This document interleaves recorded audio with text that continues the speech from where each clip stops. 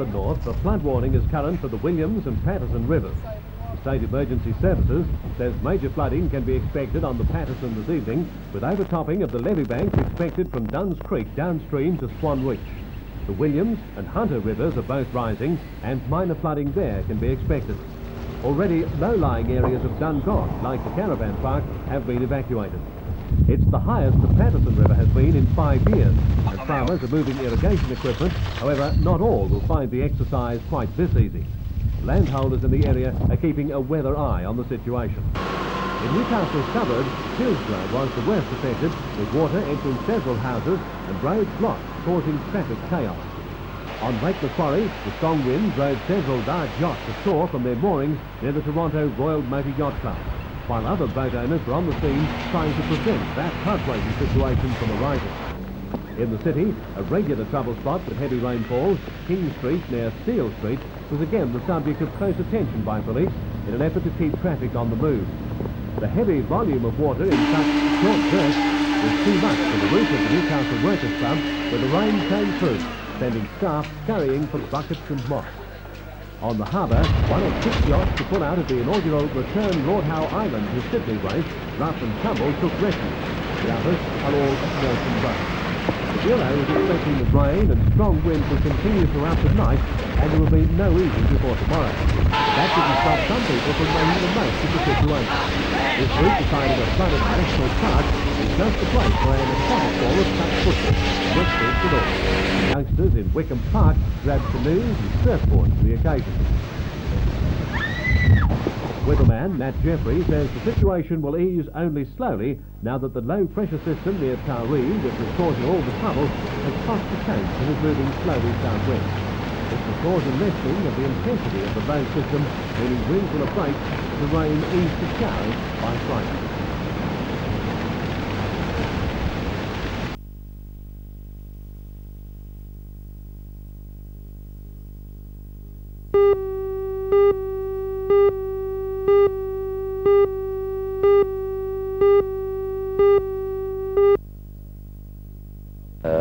The technology is so advanced and is so fundamental that we now are not exactly sure. He was invited to Newcastle as a member of the National Medical Ethics Committee to discuss the legal aspects of in vitro fertilisation and embryo because of some bodily malfunction. Lingard Hospital has established a test tube baby program in Newcastle and is close to announcing its first successful pregnancy.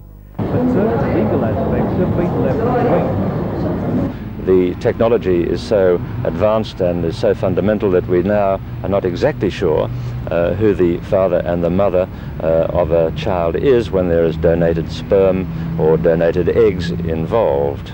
Another question is a much simpler one but very difficult to answer, and that is the recognition of de facto couples in terms of eligibility for IVF programs.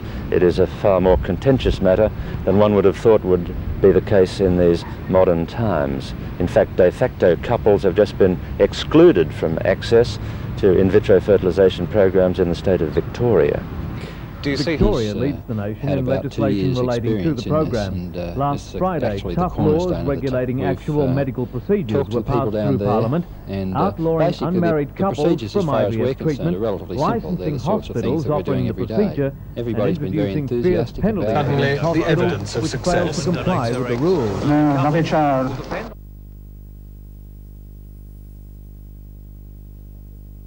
To the public that the government has decided to restrict some access to it.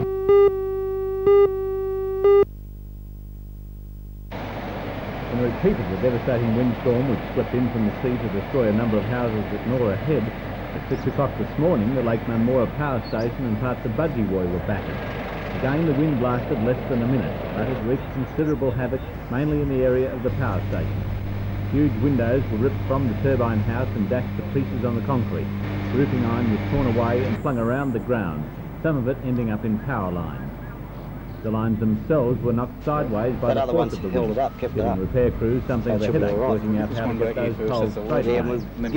Around the ground, 20 years of careful landscaping has reduced the traffic in the sector, with literally hundreds of trees being uprooted or scattered. Everywhere there were graphic indications of the ferocity of the wind. The Central Coast now having been hit twice in 2 days by what would normally be called freak winds, people here are watching the weather pretty nervously, wondering if it's possible for a third mini tornado to strike without warning.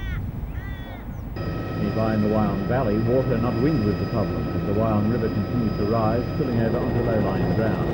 Throughout the Wyong Valley, roads have been cut in a number of places, and some farmhouses isolated. Wyong State Emergency Services volunteers were called in today to evacuate 3 families. Late this afternoon, the river was continuing to rise, but only slowly, about 25 centimetres an hour. Storms sweeping the Mount Royal and Barrington ranges late this afternoon mean there may still be a lot of water to come down the Hunter Region's river system. The spillway at Chichester Dam is graphic proof of just how much rain has fallen in the catchment. However, SES officials monitoring river levels say the Patterson and Williams River have actually begun to fall, but not before they overtopped levee banks in a number of places, causing extensive minor flooding. At Hinton, several houses have been cut off, and water is covering large areas of agricultural land to a depth of more than a metre. The Hunter River downstream from Singleton is continuing to rise slowly. At Raymond Terrace, where the Williams and Hunter converge, a number of homes along the riverbank have been flooded. Volunteers are attempting to hold the water back with hastily placed sandbag levees. State Emergency Services flood boats have been checking on any isolated homes. It's been 6 years since River Heights River, but it has said it is prepared.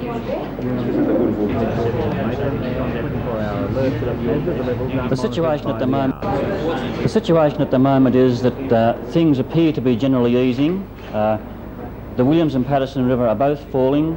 There's a lot of water still coming down the Hunter. We're watching the situation very, very carefully, especially from Morpeth downstream. This appears to be where any problems which are going to eventuate will come in this area.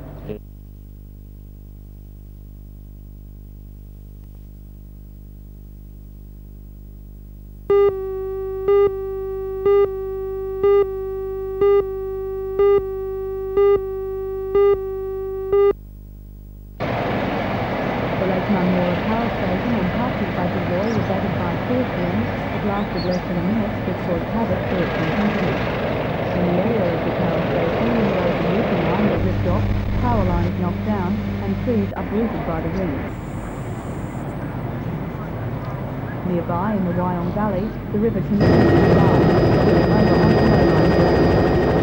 Throughout the valley, roads have been cut in a number of places, and some farmhouses have been evacuated. The way at Chichester Dam is evidence of just how much rain has fallen in the catchment. State Emergency Service officials monitoring river levels say the Patterson and Williams rivers have begun to fall, although they anticipate the lower reaches of the Hunter will deteriorate slightly further.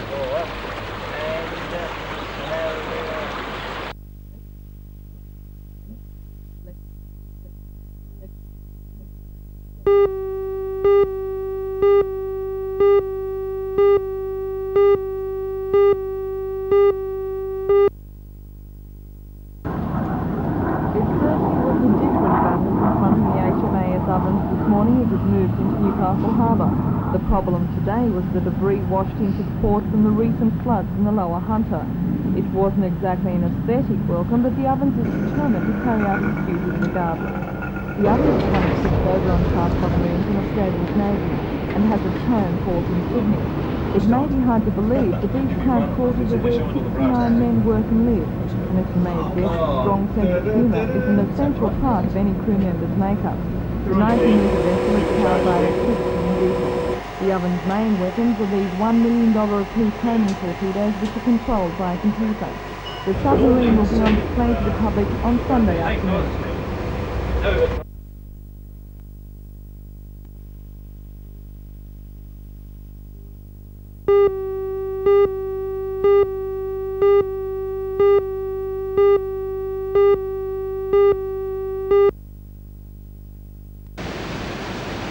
The surf has become a large part of the training life of Newcastle's entrant, primary school headmaster Trevor Notley.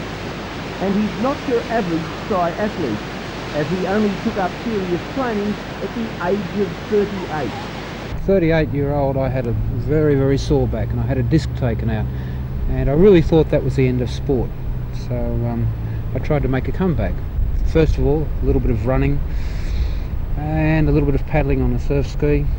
and then I became interested in bike racing. I started bike racing, and triathlons brought in swimming. So here I am, I suppose, in the triathlon business, and Yes, entering this. off on the first of 6 triathlons right round Australia. Virtually right round Australia. 1 in South Australia, 3 in Victoria, and 2 in New South Wales. Sponsored by Nissan, quite an unusual event really. Overall, highest point scorer, can win a motor car, but I don't think I'll be that guy, not this year. Okay, this must be a costly exercise pursuing this interest. Well, I've been very lucky. I've had 2 people help me out, Doug Halliday from Dart Surf Skis and Dr. Rob Allen from the Hunter Valley Chiropractic Centre, and I'm really very grateful for the help.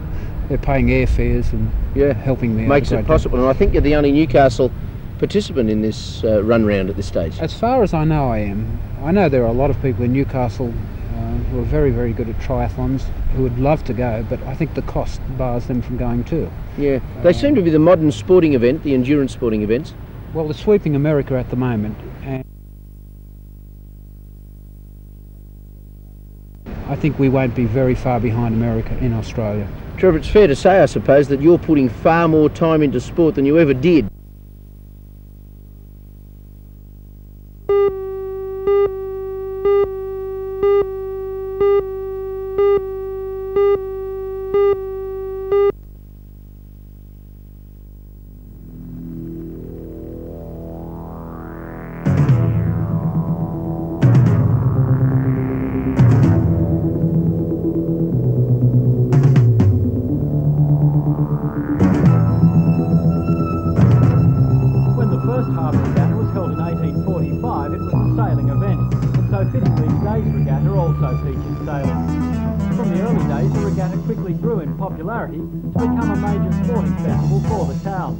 The onset of World War I, however, signalled the beginning of the end for the regatta.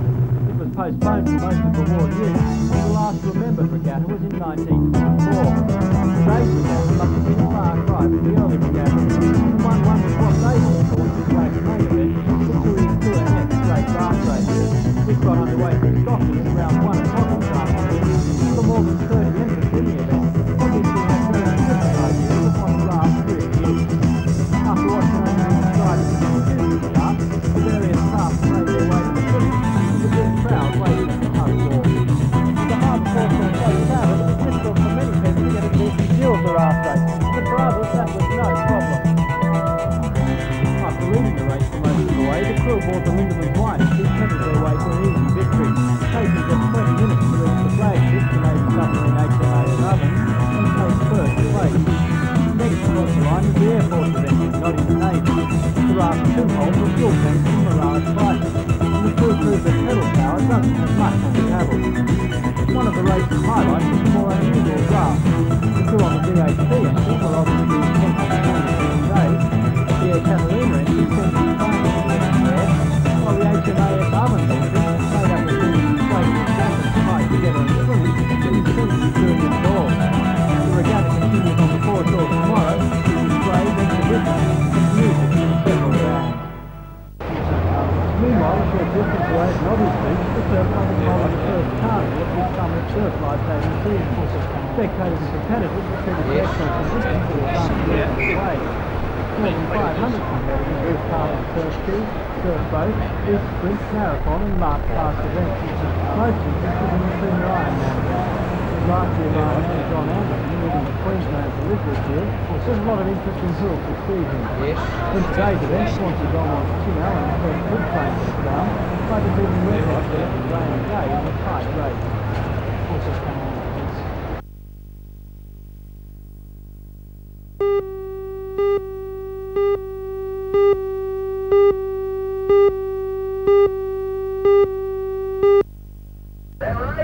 In yesterday's round, Sydney boats took the first 7 places, and not long after the spectacular start of today's round, it was apparent they'd do the same again today. With nearly 90 boats starting the race, it's crucial to get clear of the pack to have any chance. And so when they rounded the first buoy after the wind was led, the race seemed to be between about a dozen boats which had broken away from the field.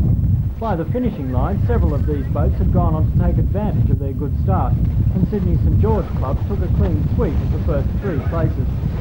AWA, skippered by Ed Moran, took out the round. He was followed by Coleman Signs, skippered by Glenn York, with defending champion Dennis Tenko's Burwood Calendars running 3rd. 4 Sydney boats, Coleman Signs, AWA, Fiberglass International and Burwood Calendars, are now the main contenders for the title. The next 2 rounds will be held at Belmont next Saturday and Sunday from 2:30 p.m. On Lake Budgewoi at Toukley, the state's top water skiers were battling it out in the New South Wales Speed and Marathon Water Skiing Championships. The championships, which culminated late this afternoon, were the first chance for water skiers to stake their claim for a spot in the Australian team for next year's world title. 2 skiers, Rory Brown in the men's and Wendy Sundstrom in the women's, showed they'd be all but definite starters in the team. Both scored an impressive double, winning both the marathon and speed events. Even though in the speed events the boats were travelling at up to 160 kilometres an hour, for the top skiers the ideal conditions offered little challenge. For them the real challenge will come early next year, when the final selection trials for the Australian team will be held, also at Toukley. Meanwhile, on the foreshores of Newcastle Harbour today, they were winding up this weekend's regatta. Today's events were mainly land-based, with several performances by local district and police boys club bands, a coal shovelling competition and a parachute drop the highlights.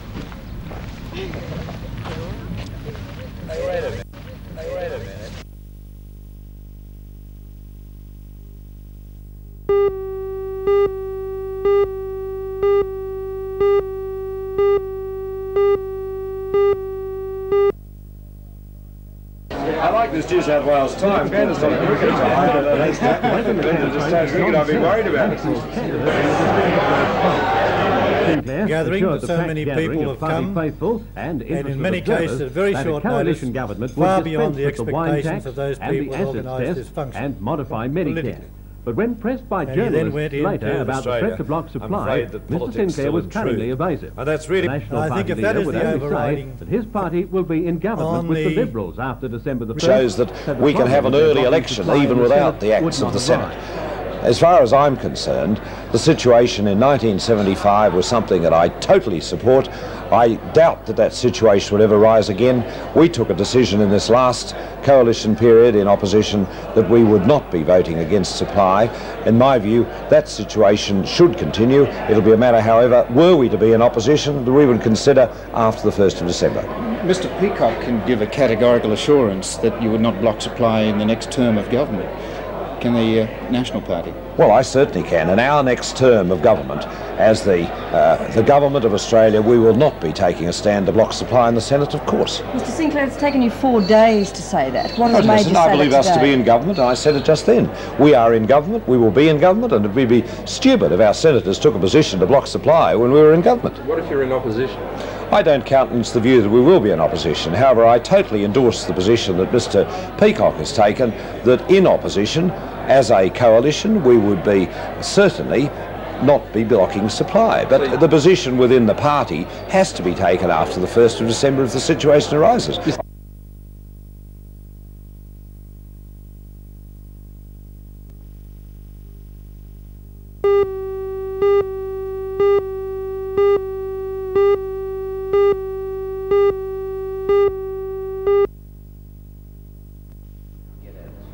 The proposal for the purchase of the Tuggerah Lakes Military Museum was deferred until the next council meeting in 3 weeks' time. Mr Saunders commented that in the meantime, information be sought from individuals or organisations to the extent of the assistance. Council held on the 23rd of October, comprising pages 219 to 220 of the minute book to be confirmed. Said, however, that it was not a viable proposition at the present time for the council, unless there were major monetary contributions towards the proposal. It's estimated the establishment of the military museum would be around $5 million, plus staff and housing. Prior to a decision being made. Curator of the Maritime Museum, Mr Richard Morgan, who drew up the original report, says the time is short as the collection is due to be auctioned in 2 weeks. I don't know quite how they're going to resolve that, but all I can suggest is that people who would like to express an interest. Already the state RSL has supported it very strongly, and I believe a lobbying council that they should purchase the collection. I think that with that sort of backing, any interested groups should get in touch immediately and speak directly to the town clerk, I would suggest.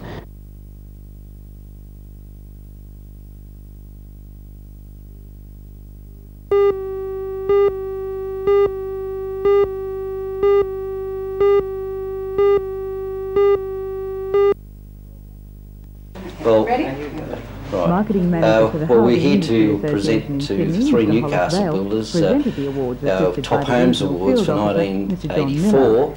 Peter and Vicky Rutten from Rutten Congratulations. & Sons received their award for the best country home over $90,000. And to Mr. Bob, congratulations, Bob Turner from Solar Earth pleasure Living to make that received award his to you. award for the best energy efficient home. Built And Mr. Alan extensions. Browning from Adbuilt Thanks, Extension Alan. Thank you. received an award for the We're best extremely extension and pleased, conversion for a the first Housing floor Industry house Association under this year. $40,000. This award was the second in 2 years from Mr. Browning, who Was won in virtually the Newcastle. same award last year for a house over $40,000. Proves to us that the industry is alive and well.